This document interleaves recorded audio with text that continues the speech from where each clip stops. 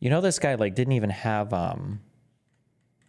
this guy like wasn't even like a poor person impacted by the system negatively, right? Like, how do you guys make up so much like this? It was just a rich kid who had a fine life. I don't know where this idea comes from. It's like, oh well, he got burned by the system, so now he's taking vengeance. What? That didn't even happen. What are we talking about?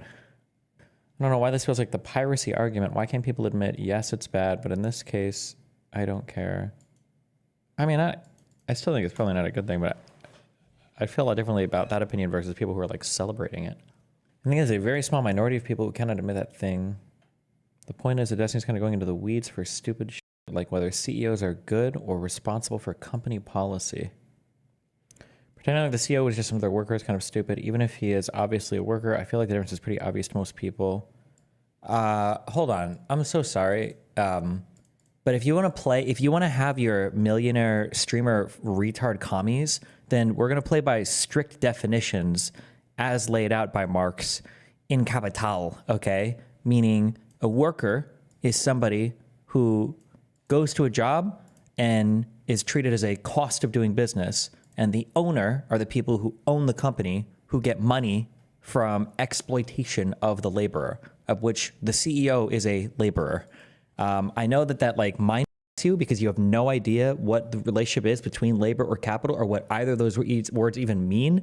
But a CEO is just the top manager of a company.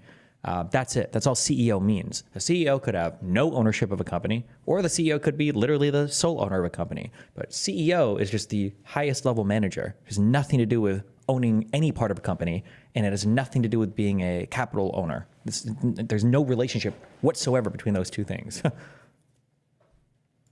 The issue is CEOs usually have some meaningful stake in the company. Doubt it.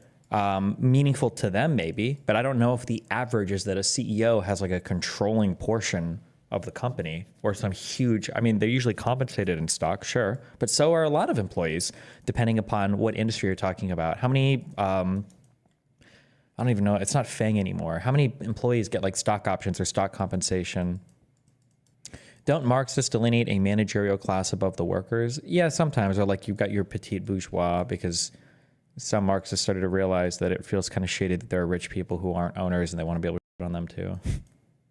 I don't know how much more of it. I think my subreddit, didn't we start to ban this topic because it's already past 3 days? It's just these are just brain broken topics. This one and the housing one. Why do you take objection with the fact that Luigi was rich?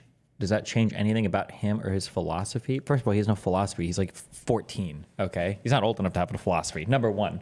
Number two, because the story is that this kid, well, first, you retard try to say his grandmother, okay, was like stabbed to death by the CEO. And then that story changed to, okay, well, actually, he had a really bad experience with the medical system and now he's completely fucked.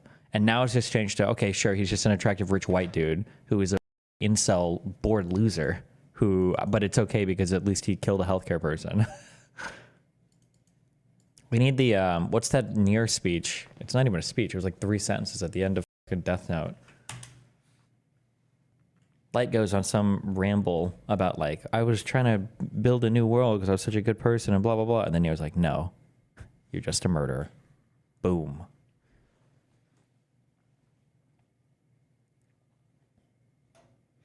Destiny, he has chronic spinal pain and visual snow. What, did he do too many drugs? I have a friend with the same conditions and healthcare has been a nightmare for her. What is him having chronic spinal pain? First of all, do we even know that? Number one. Number two, what does him having chronic spinal pain have to do, or spinal pain have to do with health insurance or healthcare? It sounds like the guy had access to all the healthcare he needed. He got a spinal surgery. It sounds like he had followed treatment. What part of this has anything to do with availability of healthcare? Or sounds like, I can't tell if these are real comments or not. Wait, are you saying the CEO didn't actually implement the AI that denied health coverage to cut costs? If so, who did? First of all, we don't know anything about that. And that gets miscited all the time. Whatever AI implementation does, it's so stupid. First of all, we don't even know when that was implemented. Secondly, we don't even know if it was implemented in the way that people say it is, okay? Because it's just a claim made in a lawsuit. Third, that's not over the entire company. It only impacted, I think it was elderly people on a certain type of Medicare extension plan or whatever. Fourthly, it wasn't 90% of claims were denied. It was that, according to the lawsuit's claim, 90% of these denials made by this AI were successfully appealed.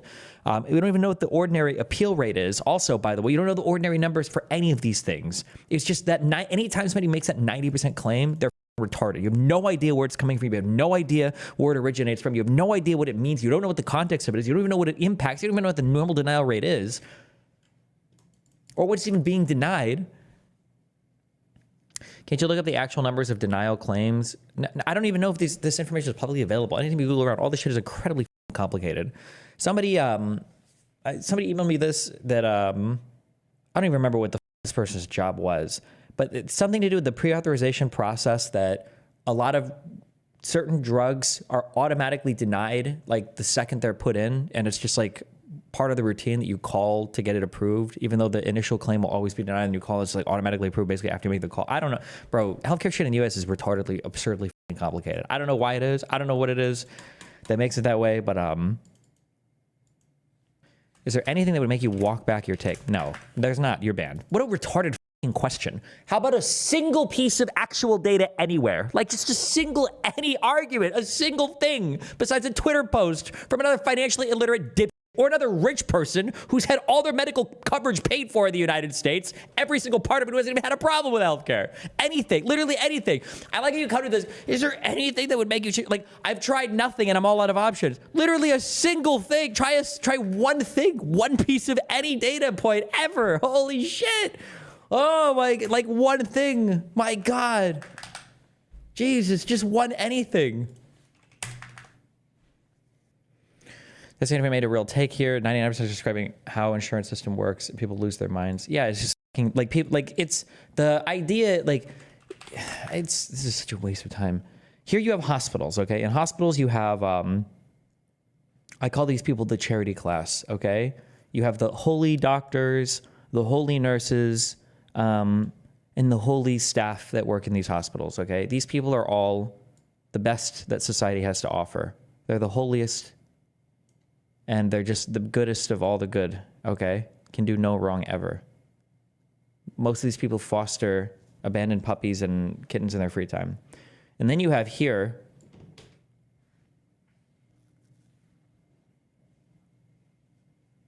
we know where this is going. We won't draw the rest of that, okay? This right here are health insurance companies.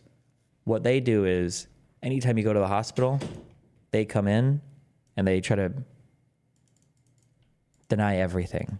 You go to the hospital and the doctor's like, quick, call a code, this guy's crashing. And the health insurance company's like, no, we don't cover that here. The hospital's like, this guy needs his 5th round of chemo, 5 out of 32 patients.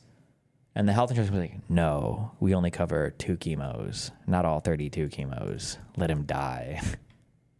Or there's a patient in the operating room and they're like, oh no, the anesthesia is wearing off. He's waking up. And then the health insurance executive is like, no, our AI told us to let him suffer. We trained a new model and it's called deep pain. And deep pain tries to optimize how much the patients suffer in surgery. So let the anesthesia wear off. Here, have some thick chains to strap him to the bed. I'm just curious why anyone or anything would be making decisions about medications besides doctors working directly with the patient or another direct doctor overseeing that doctor. Well, because we know generally, hold on, that's like a multi-factored question or whatever. So for instance, there's like a million possible reasons why. So first of all, any insurance company is going to know roughly, they're going to have access to a fuck ton of data about like medical conditions and medical outcomes. And they'll know like what's appropriate to prescribe or what is not appropriate to prescribe, because in terms of like what's FDA approved or not. For instance, if a doctor is like, hey, I'm going to prescribe you some Vicodin to try and treat your depression, right? This would be a thing where I imagine if you were to try to put this prescription through, either the insurance company or the hospital itself might look at it and go, this is not an appropriate prescription for this condition. This would be an off-label prescription, and we don't even know off-label is something we'd recommend, so we would like deny this, or our things don't cover this or whatever, right? It could also be that your insurance doesn't cover a particular thing, or have these people never heard of doctors overprescribing stuff, aka the opioid epidemic? Oh yeah, I was gonna bring that up in an argument before, but everybody's already asked pain enough. Yeah, because what argument was I having? Where I was like, I think it was with Vegan Gains, where I was gonna be like, what do you think about the opioid epidemic. Because it's funny because one day people are like, doctors are evil because they get kickbacks from pharmaceutical companies. And so they overprescribe medication. But now it's like, excuse me, doctors prescribe literally into the pages of the Bible. Okay.